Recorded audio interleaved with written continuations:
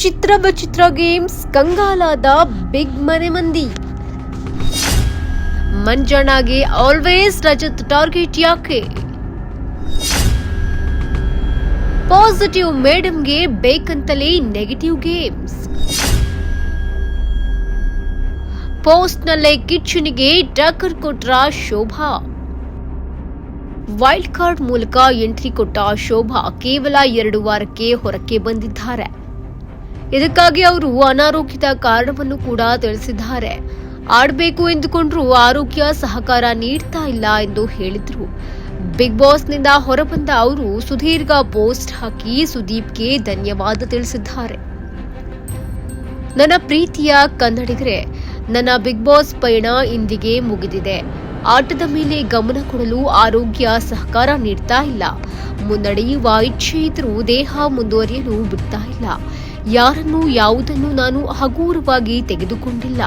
ಜೀವನದ ಜವಾಬ್ದಾರಿಗಳಿಗೆ ಅನಾರೋಗ್ಯವನ್ನ ಕಾಪಾಡಿಕೊಂಡು ಮುನ್ನಡೆಯುವ ಸಲುವಾಗಿ ಈ ನಿರ್ಧಾರ ಮಾಡಿರುವೆ ಎಂದು ಪತ್ರದಲ್ಲಿ ಬರೆದಿದ್ದಾರೆ. ಇದೆಲ್ಲದರ ಮಧ್ಯೆ ನೀವು ತೋರಿಸಿದ ಪ್ರೀತಿ ಮತ್ತು ಬೆಂಬಲಕ್ಕೆ ನಾನು ಚಿರಋಣಿಯಾಗಿರುತ್ತೇನೆ.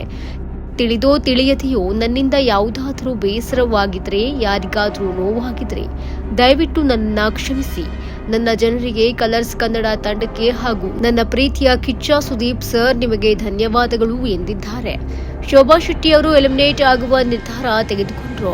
ಈ ನಿರ್ಧಾರದಿಂದ ಎಲಿಮಿನೇಟ್ ಆಗುವ ಹಂತದಲ್ಲಿದ್ದ ಶಿಶಿರ್ ಹಾಗೂ ಐಶ್ವರ್ಯ ಪೈಕಿ ಒಬ್ಬರು ಎಲಿಮಿನೇಷನ್ನಿಂದ ಬಚಾವಾಗಿದ್ದಾರೆ. ಈ ಮೊದಲು ಕೂಡ ಇದೇ ರೀತಿಯ ಘಟನೆ ನಡೆದಿತ್ತು. ಶೋಭಾ ತ್ಯಾಗದಿಂದ ಕಂಗಾಲಾಗಿರುವ ಶಿಶಿರ್ ಹಾಗೂ ಐಶ್ವರ್ಯಗೆ ಏನು ಹೇಳಬೇಕು ಎಂಬುದೇ ತಿಳಿಯಲಿಲ್ಲ. ಬಿಗ್ ಬಾಸ್ನಲ್ಲಿ 2 ತಂಡ ಮಾಡಲಾಗಿದೆ. ಈ ವೇಳೆ ವಿವಿಧ ಚಾಲೆಂಜ್ಗಳನ್ನು ನೀಡುವ ಟಾಸ್ಕ್ ಇತ್ತು.